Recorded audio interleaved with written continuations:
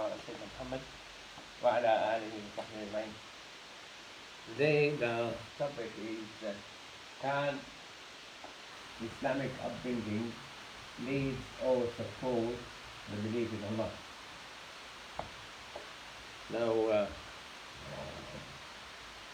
I want to ask you to answer that, and you just tell me your family were keen to bring you up as Muslim. What do they do? What did your father do and your mother before? Or when they had you? They could have started before they had you. What things they could have started? Give you Islamic name, yeah? One of the things, after all. Why you're Ahmad, I'm a Muslim. Why you're Aisha, I'm a Muslim. Yeah. What else they do?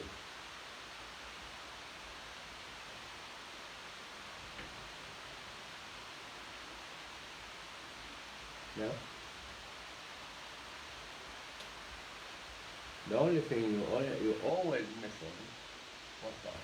You always miss it. What's that?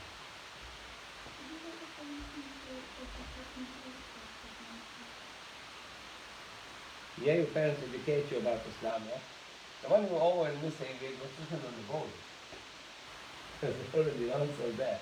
Came from the previous class, yeah? So what do you do? They teach you how to fast and pray because you're Muslim, you know. You start fasting now, you're old enough. They teach you how to pray when you are 7 years old or probably 2 years old. My children used to pray when they were like 2 or 3 years old. But they see us praying. What do? They copy us. And time comes, even the 6th month and 7 months, 8 months, they get used to not talk to you when you're praying. They could be messing with things and they know when you make salam, they stop messing with it. They learn it very quickly. Oh, it's finished for now that we can now. So they, yeah. And what else? They make them mix with Muslims.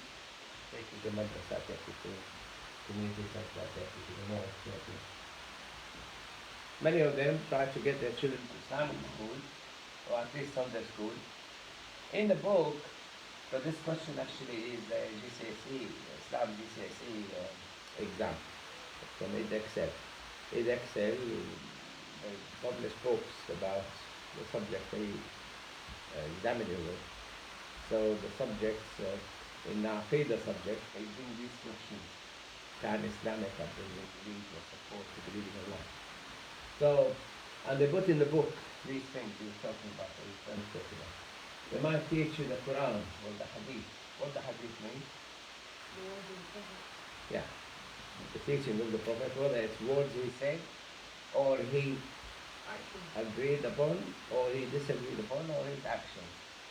So, yeah, they didn't mention action in the first Quran. His actions. What he did, yeah, that's his action. And what he agreed on or disagreed on. That's the Hadith. And the Quran, you teach you the Quran. And the book says do aqiqah. What aqiqah means? You tell me do aqiqah because you are a Muslim. Just to confirm that you are a Muslim. Aqiqah. Mاذا هو aqiqah? Aqiqah, when you are 7 days old, your family shave your hair and slaughter the sheep and cook it and feed the poor and the family and the friends. That's aqiqah. If your father hasn't done aqiqah yet, ask him to do aqiqah and invite me. No. That's right. Aqiqah when I was 7. When my son-in-law, when he had his first daughter, he made aqiqah in the community center in Sharifah. And he got all the people, not Sharifah, Sharifah. When you do aqiqah, he's a Muslim, he does aqiqah. Circumcision to the boys. Again, it's haram, it's mutilation, you can't do it. And for boys, it's sunnah. It's sunnah al-fitrah. So, but does that make you a Muslim?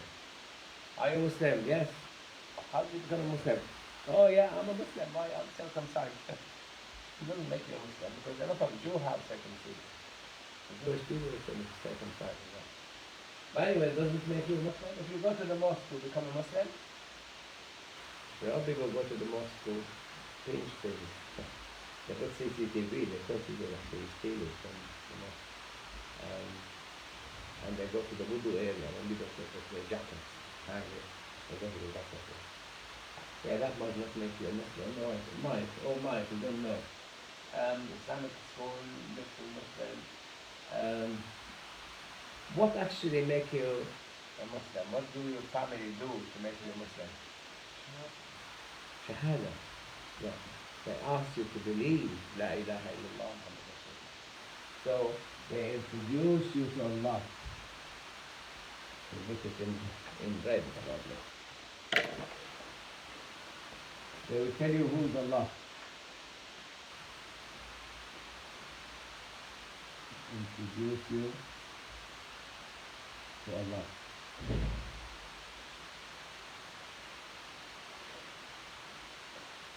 And the first job which Luqman al-Hakim did, Allah says in the Quran, وَإِذْ قَالَ لُقْمَانُ لِابْنِهِ يَا بُنَيَّ لَا تُشْرِكْ بِاللَّهِ يَا بُنَيَّ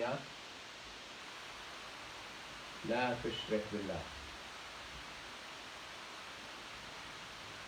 The first thing he taught his son, never ever associate a partner with Allah. Why didn't he say to him, believe in Allah? Why didn't he say to him, believe in Allah? He said to him, لا تشرك بالله, don't associate a partner with Allah. Yeah. Is it because they are children or the belief in Allah they put it out to other persons? Why people beg and believe in Allah? You believe in Allah. Why? You know it's their fault. Who is sure? Because what made Ibrahim believe in Allah? How? He found out himself, yeah? Why he looked at the sun? So why he looked at the sun? He looked at the star first and then moon, then the sun. Why?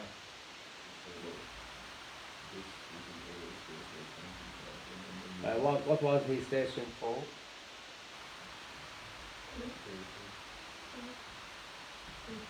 The creator, the maker. Where all these came from, must have come from somewhere. Someone must have created it. And I'm searching for that one. When Allah saw him searching, Allah showed him Malakut al-Samawat wal-Ard. When Allah saw him searching, he said, okay, I'll make you a believer. I'll show you more than what you see now. He showed him Malakut al-Samawat wal-Ard. So there's more in the heavens and the earth. If you take 1-year-old child and you go from the back and you touch him, he will tell. Yeah? If you go outside and you throw a ball to a toddler, he will go and find out who threw the ball. It's automatically, Allah made it built in, installed in us the belief in Him, and the founder to this universe. Call Him a God. All these came because somebody made it happen. And that's within us, an inquisitive skill to find out.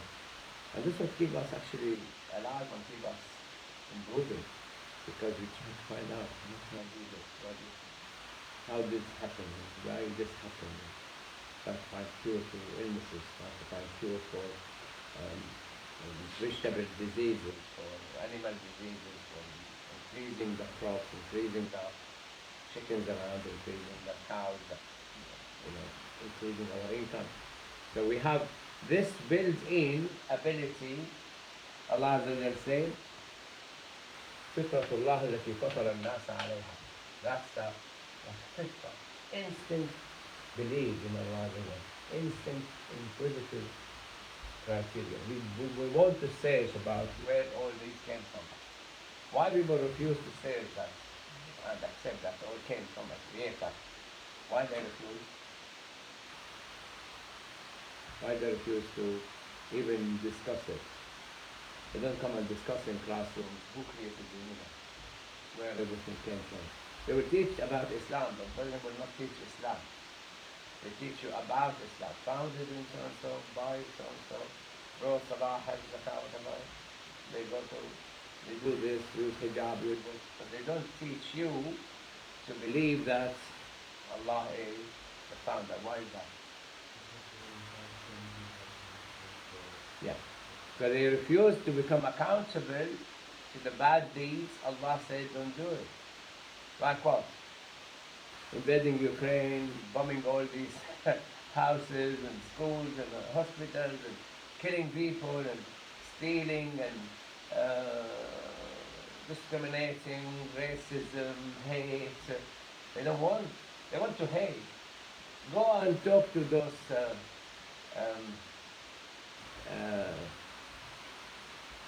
what they call themselves,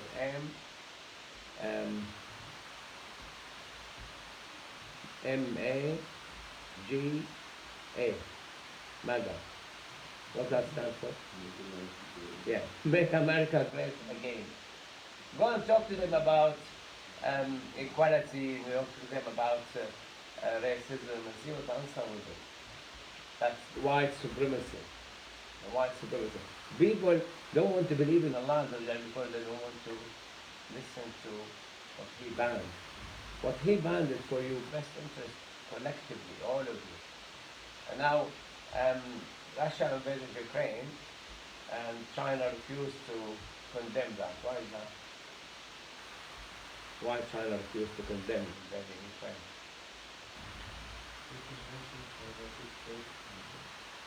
One of them, they're outside the partners with others. Europe, they said, oh, they're different to Europe. Why? More than that? You don't know. They want the power to themselves. Yeah, they want, because they want to do the same. They want to take Taiwan. So they don't want to condemn Russia, because the next they will do, they're looking at what happened now with Russia when they invaded Ukraine. What's the end result? Then they will try to take Taiwan. Because everybody has his own hidden agenda. So when you come to believe in Allah Azza Allah installed it in us, automatically the child will ask you where I came from, where the she came from, where the son came from.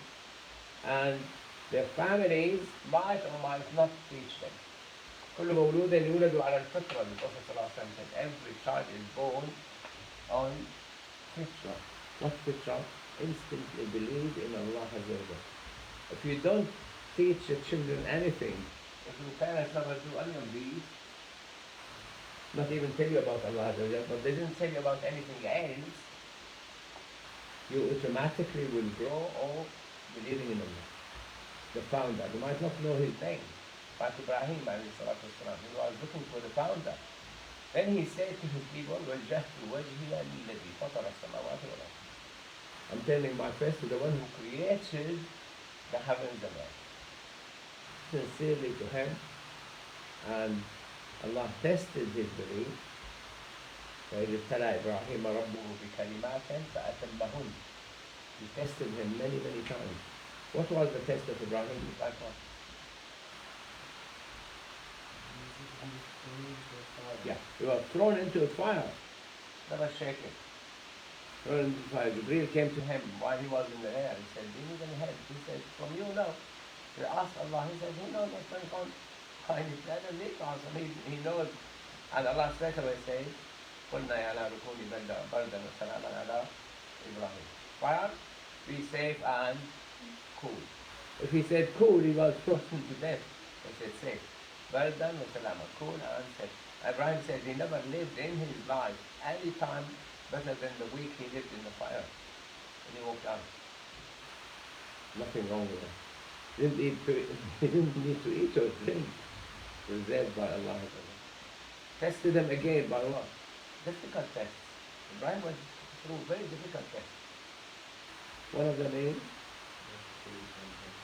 slaughter his own son. قال يا بني إني أرى في المنام أني أذبحه. I've been shown in my dream, which is the order to the Prophet, that I'm searching him. قال, and the son passed the exam. قال يا أبت افعل ما تؤمر. Do whatever been ordered. You will find me, inshallah, patient. What other tests he was tested? Difficult test? Yeah? Take his wife and his son, leave them in the middle of nowhere. Who could even imagine this? I was listening to Richard Dawkins, who is the top atheist in the world now. How dare, you took his son and he doesn't know to believe in Allah. You believe in Allah Azza wa Jalla and he told you this and you know he told you. Doesn't matter. He left her. And she said, his wife Hajar, are you leaving us here? Are you leaving us here? He didn't answer. And then she said, has Allah told you to do so? He said, yes. She said, okay, Allah will never let us get lost. She was a strong believer as well. And straight away Allah brought the water for them. The water is nutritional as well. You don't take food with it. Zamzam. And then people came in and it became a city with never ending story. Been there for 5,000 years. So, when you change to Allah, the founder, and Allah see you sincere, Allah pick you up, yeah, you are a believer now. So the most important thing your parents could do for you is introduce you to Allah. That ought to make you believe. Many people went to madrasa, Sunday school, evening school sometimes. They would grown up messing with their life, drug dealers and alcoholics. Or at least they don't pray, they don't fast. So the school madrasa didn't make them believers. Name Ahmad Ali. What's your name? Mo. Mo. Are you embarrassed to say Muhammad? The nicest name ever existed. I went to see somebody's name Ammar. Can I speak to Ammar? I said, well, you don't have Ammar. Yeah, he wants to. No. That one. Oh, Max, you mean? Yeah, Max. Max. What's embarrassing you about your name? So your name didn't give him the feeling that I'm a Muslim, proud of my name. So going to the mosque, going to Eid prayer or private prayer or other prayer, circumcised, still make a Muslim. We had somebody who became Muslim recently, and he came to me after that and said, oh, he went to the mosque, a mosque in Birmingham, and said, no, you can't be a Muslim until you circumcise. I said, no, he's 26 years old. I said, okay, we're not going to accept you as a Muslim. Can't we? He said, yeah, you want to believe La ilaha illallah, just say it. Muhammad Rasulullah, just say it. It's not followed to have circumcision, it's sunnah. And if you're not, you're not. When Ibrahim was circumcised, Allah ordered him to circumcise himself. He was 84. And he went straight and he did it. And he was told, why didn't you sharpen your knife? He said, I couldn't delay the order of Allah. So Ibrahim went through a lot of tests, Allah testing his belief. And then he passed. And Ibrahim kana ummah. Ibrahim was a nation by himself. Like he is the whole Muslim nation, Ibrahim. Then Lut became Muslim, his nephew. He was the only Muslim around. And he was showing the criteria of a Muslim in everything he done. He passed all these tests. He went to Egypt to invite them to Islam. He went everywhere. He covered the whole Middle East, Ibrahim alayhi salatu. And the king, his wife Sarah, was stunningly beautiful, very beautiful. And his grandson Yusuf carried that beauty. So the king wanted to take his wife Sarah and kill her. That's what he done. He killed the husband, take the wife. So he said to his wife, if he asks you, you say I'm his sister. His sister in Islam. إنما المؤمنون إخوة. Yeah? Believers are brothers and sisters. So his sister. So he thought that his sister. Not sister in Islam. So he tried to touch her, and Allah realized his arm 3 times. And he became terrified of her. Oh, she's a witch. So he was terrified of her, so he let her go, and he gave her Hajar as a gift and and the rest is history. When Muhammad ﷺ was traveling with Abu Bakr, Abu Bakr was known to the Arab because he was a textile merchant. He used to go to the tribes and sell them textiles. And they knew him. So they used to ask him, there is 100 camel for the head of Muhammad alive or dead. So when they come to him, who is that guy with you? He used to say, he is a guide, he is guiding me to the right way. Hadi yahdini sabil. He is the guide, he is guiding me to the right way. Was he lying? No, because Muhammad is Hadi. Allah said to him, إنك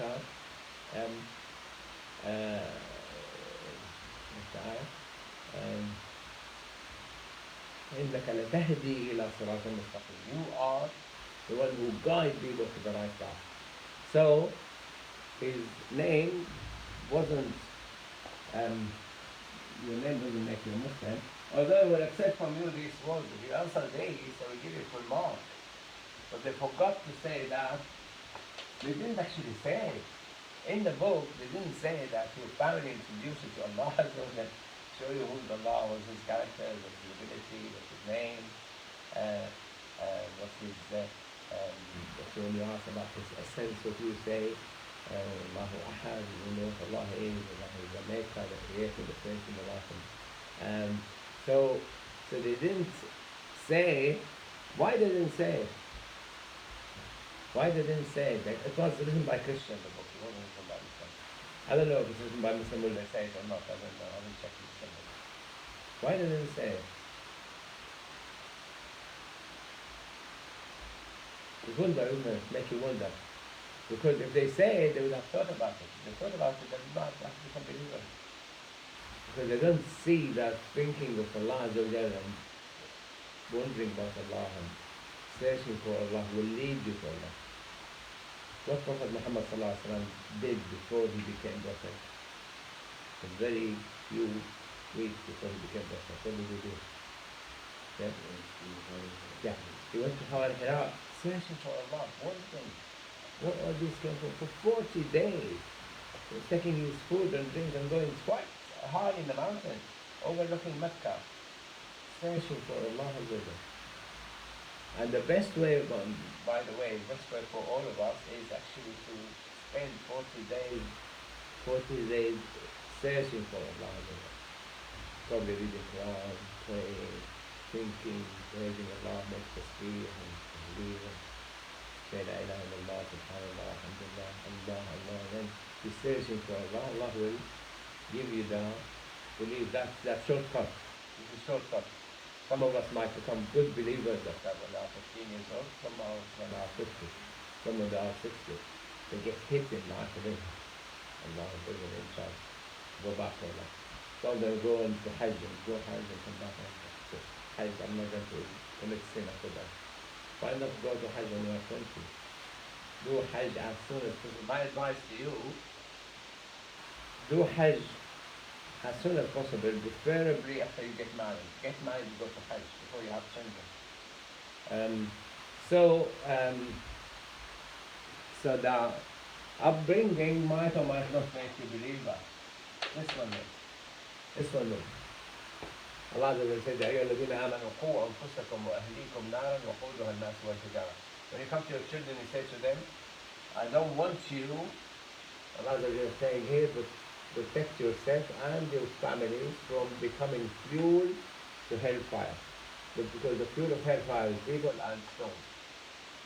So you said to your son, I don't want you to become fuel to hellfire. Because Allah will use people and stones. What I was saying to your friends earlier, that's how did the Sahaba accept that stones could become fuel to hellfire? They didn't question that. If you go and read the meaning of the Quran, they didn't question that. And Alhamdulillah, they didn't question that because the Prophet answered them, they will not understand. Why Europe, NATO will not get involved in the war in Ukraine?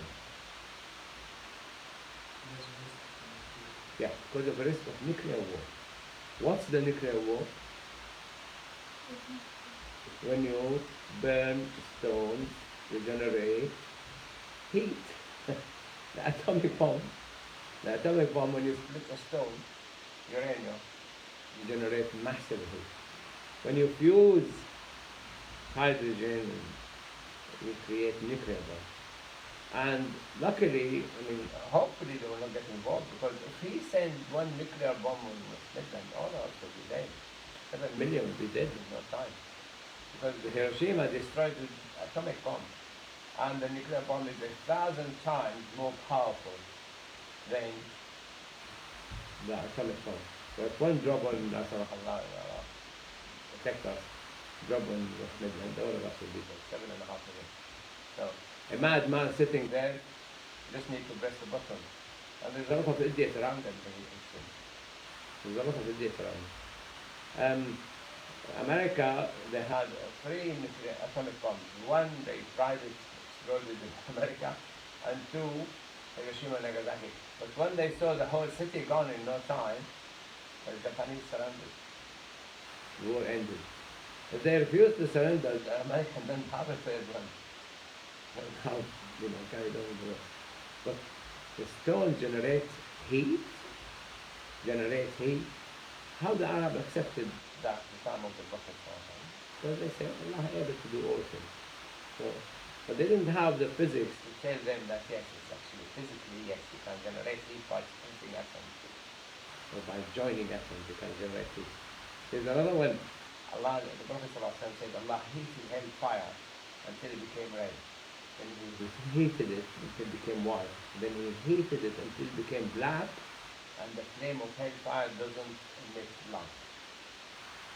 Can you burn with fire without light? Doesn't emit light.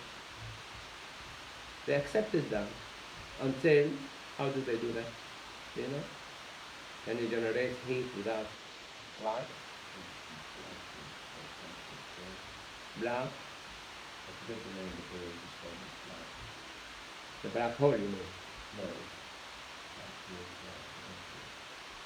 When the star collapses within itself, it became either a neutron star, or become black hole.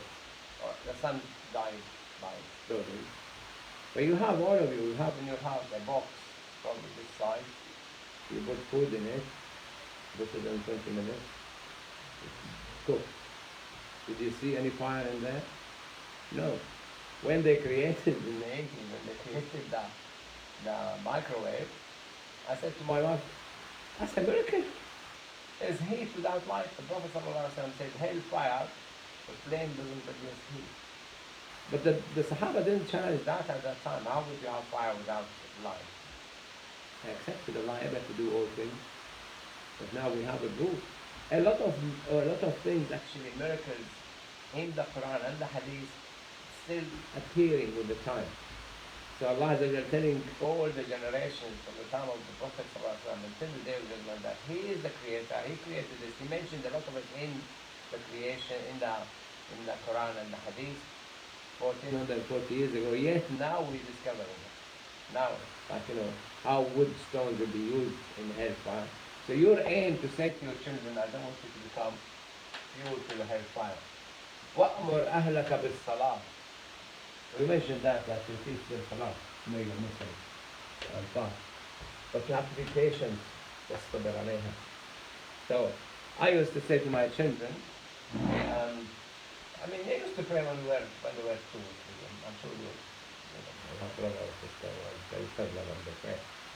And when your brothers used to come with his father, he was the only one who said Ameen after saying what God means to say Ameen. So he wasn't aware of what he was. But they get used to it when they are 2, 3 years old. Well, suddenly you have to order them to pray, and they are saying they must pray. I used to say to my children, they don't want to pray. Okay, if they don't want to pray, phone 0800 8000 and get them to take it to children's home. I don't want to see somebody who doesn't believe in Allah in my house. A joke. But why I should feed people who don't want to acknowledge Allah is the giver, Allah is the founder, Allah is the supporter, Allah is the sustainer. So you always have to take your children back to the belief in Allah. That's very important. Always has to be in their mind. أم كنتم شهداء إذ حضر يعقوب الموت إذ قال لبنيه ما تعبدون من بعدي قالوا إلهك. So you carry on enforcing it until even when you're dying. When Yaqub alayhi salatu wasalam was dying, Prophet Israel or Yaqub, he said to his children, who are you going to worship after me? They said, your God and the God of your fathers before, Ibrahim, Ismail and Ishaq. So you carry on enforcing this until you die, believing in Allah. Don't think that because their name is Ahmad or they went to Sunday school, Sunday school didn't make them believer, what can I do? Because you didn't enforce it. If you leave them alone without anything, they will grow as Muslims. The Prophet ﷺ said, كل مولود يولد على الفطرة فأبواه, but his father and mother might twist him away, make him Christian, Jew, or atheist.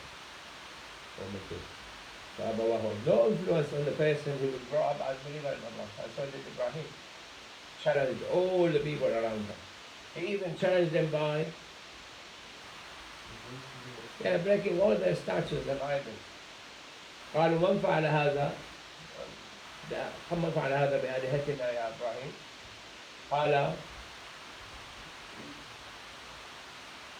he pointed to the big one, he said, ask this big one. Ask him, he's there, he was there. Oh, ask him. How would you ask them? They can't talk. So why you worshipping a God who cannot talk, cannot walk, can't do anything? And Allah Azza wa Jal didn't leave us without like everything to convince us. He spoke to how many prophets? How many prophets Allah spoke directly to them? Or who are they?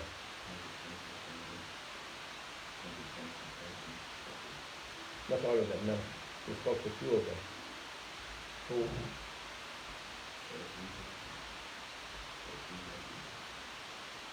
13,000. Musa, Prophet Muhammad directly spoke to them. And no, not directly. And Adam. وَقُلْنَا لِآدَمَ اسْكُنْ أَنْتَ وَزَوْجُكَ الْجَنَّةَ. Adam, Allah spoke to him directly. He was in Jannah. Adam was in Jannah. In this life on earth, Allah spoke only to Musa. And he spoke to Muhammad directly in paradise, in the throne, above the seven heavens. And he ordered him to pray 50 times. So, will Islamic upbringing leads or support the belief in Allah Azza wa Jal? Leads, if you start with this yourself, if your son was ahead of you and they believed in Allah Azza wa Jal, you could support his belief. You could support his belief by reinforcing it. But be the one who your son believed through you because of your life.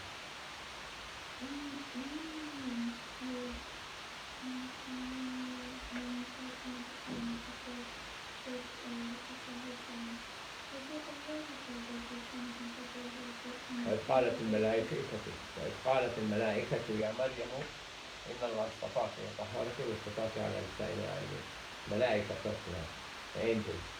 They say to her, Allah has chosen you and purified you, and He chosen you among all the women of the world by having a baby without a husband. قال الملائكة يا مريم إن الله يبشرك بغلام اسمه المسيح عيسى ابن مريم. The Malaika said to Maryam, Allah, we are giving you the good news that you will have a child called the Messiah, Isa, son of Mary. So Maryam straight away understood there will be a husband, there will not be a father. Why she understood that? When? Yeah, son of Maryam. Yeah, they usually say the son of Ahmad or Ali or David, but they say the son of Maryam. People never attribute the son to the mother, especially in that age, even now.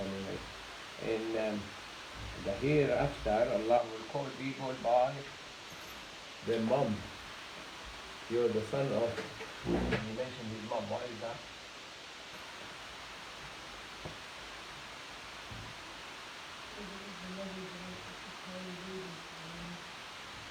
And the father carried the baby before him as a half of him.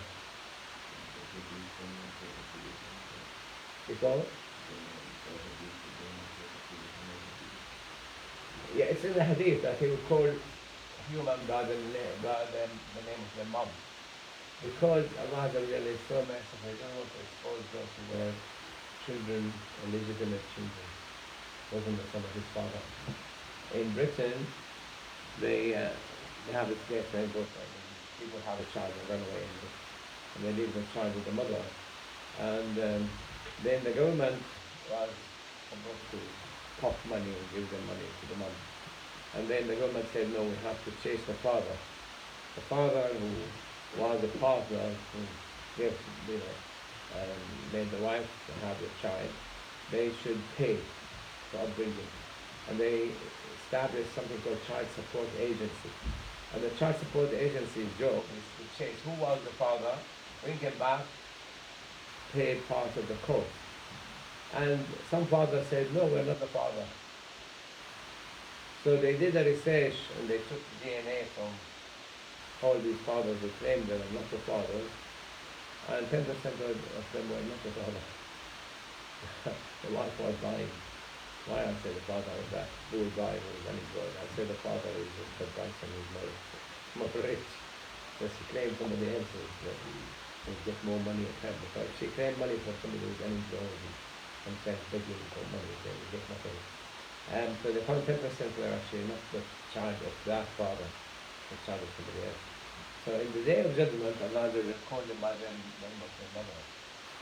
And the Prophet ﷺ, he was talking about some people started asking him, who is my father? And he mentioned some of them, and then they said, no, we don't want to ask anymore. So they didn't want to discover some of them that they were illegitimate. So, back to the lesson. Religious upbringing is important to you because you don't want your children to become pure of hellfire. And والذين آمنوا واتبعتهم ذريتهم بإيمان ألحقنا بهم ذريتهم. If you believe in Allah Azza wa Jal, and your children will follow from your footsteps, and they believe in Allah Azza wa Jal, Allah will enter your children's paradise. No matter where they are, they will lift, Allah will lift their status, your level. And you don't want to go to Jannah, and people ask, where are your children? Why do you have children? Oh, they're in hell. Why did you make effort to get them to paradise? Oh, I wasn't bothered. I was busy. Busy with what? Collecting money, that's all. So you don't have escape. The day of judgment will be really embarrassing to you if you are in Jannah and your children in hellfire. Or you own mom and dad. You need to put effort that, yes, my mom and dad are also following, believing in Allah and following His education. Because again, Allah said, there's another ayah, ادخلوا الجنة ومن صلح من آبائكم وأمهاتكم وأزواجكم. Allah will ask the believers to enter Jannah, and He will enter with them, the believers, from their fathers, mothers and wives. So Allah will lift the level of your father and mother and wife to your level in Jannah. You don't want to be in Jannah and between you and your wife is 2 million light years distance. Because the level in Jannah, the Prophet said, look at the star there, and then he said the level between the one level to the second level is more than the level between this and that star. And that star could be 50 million light years away. The first star you come across, as I said, you need to travel